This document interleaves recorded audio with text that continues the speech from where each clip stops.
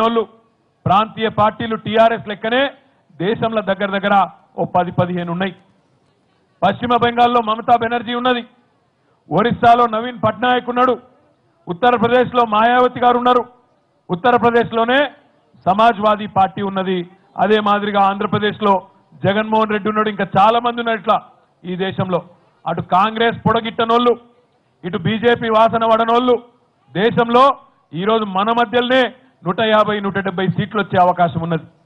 మనం ఒకటే ఆలోచించుకోవాలి, ఎంతసేపు మంది కోట్లేసి కాంగ్రెస్కో బీజేపీకో ఓట్లేసి మళ్ళా వాళ్ళ ముంగడపై దండం పెట్టి దరఖాస్తు ఇచ్చే అవసరమైంది. మన ఓట్లు మనకే, మన ఇంటి పార్టీ తెలంగాణ ప్రజల ఇంటి పార్టీ టీఆర్ఎస్ కేసుకొని మనోళ్ళను 16 మందిని 16 సైనికులను ఢిల్లీకి పంపించి మన నాయకుడు కేసీఆర్ గారికి బలమిచ్చి అవసరమైతే రేపటి రోజున దేశానికి దశ దిశ నిర్దేశం చేసే ఒక బాధ్యతను మన నాయకుడు కేసీఆర్ గారికి ఇచ్చే దమ్ము సత్తా మనకున్నప్పుడు మందికి ఓటేసుడు ఎందుకు, దండం పెట్టుడు ఎందుకు, దరఖాస్తులు ఇచ్చినందుకు దయచేసి ఆలోచన చేయండి. మీరు అనుకోవచ్చు ఏమొస్తుంది నిజంగానే ఢిల్లీలో మనోళ్ళు ఉంటే అని. ఏమొస్తుందంటే ఇప్పుడు మీరందరూ చూస్తున్నారు, సిద్దిపేటకెళ్ళి రాంగా సిరిసిల్లకెళ్ళి రాంగా కాలువలు కనబడుతున్నాయి ఎక్కడికక్కడ. గోదావరి నీళ్ళని తీసుకొచ్చి మన అప్పర్ మానేరు చెరువులు నింపి, చిన్నప్పుడు కేసీఆర్ గారు ఎప్పుడు చెప్తారు, చిన్నప్పుడు ఆయన గూడూరుకు వచ్చి ఇక్కడనే వాళ్ళ అక్క ఇక్కడ ఉంటుండే గూడూరులో, అక్క వాళ్ళ ఇంటికి వచ్చి ఆ గూడూరు కాలువలలో మానేరు కాలువలలో నర్మాల చెరువు కాలువలలో ఈతలు కొట్టిన నేను నాకు యాదుకున్నదని చెప్పి ఎప్పుడు కూడా గుర్తు చేసుకుంటారు కేసీఆర్ గారు. అట్లాంటి పరిస్థితి మళ్ళా రావాలంటే మన కాలువలు నీళ్లతోని 2 పంటలకు నీళ్ళు ఇచ్చే విధంగా కలకల్లాడాలంటే కాళేశ్వరం ప్రాజెక్టు పూర్తి కావాలి. రాబోయే 6 నెలలు అది పూర్తి అవుతున్నది. కానీ కాళేశ్వరం ప్రాజెక్టుకు మనం 80,000 కోట్ల రూపాయలు ఖర్చు పెడుతున్నాం. ఇవాళ గోదావరి నీళ్ళని తీసుకొచ్చి ఒక 20 లక్షల ఎకరాలకు నీళ్ళు ఇచ్చే తందుకు తెలంగాణలో 80,000 కోట్లు ఖర్చు పెడుతున్నాం.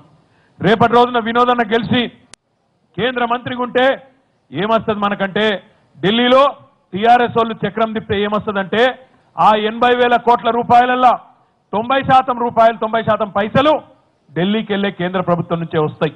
మనం కేవలం 10 పైసలు పెట్టాలి, 90 పైసలు ఢిల్లీకి వెళ్ళి వచ్చే పరిస్థితి ఉంటుంది. అంటే పెద్ద ఎత్తున కేంద్ర ప్రభుత్వంకి వెళ్ళి నిధులు తెచ్చుకునే అవకాశం ఎప్పుడు వస్తుంది? మనోళ్ళు అక్కడ ఢిల్లీలో మెడలు వంచే పరిస్థితిలో ఉంటే, మన గులాబీ సైనికులు ఢిల్లీలో ఉంటే అప్పుడు వస్తుంది తప్ప లేకపోతే రాదు.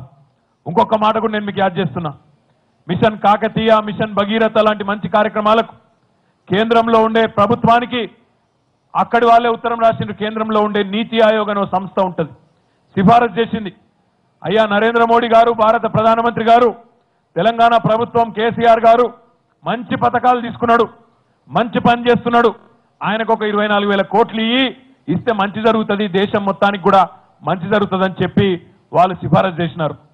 24,000 కోట్లు ఇవ్వమని చెప్పి నీతి ఆయోగ్ చెప్తే నరేంద్ర మోడీ గారి ప్రభుత్వం 24 పైసలు కూడా ఇయ్యలే.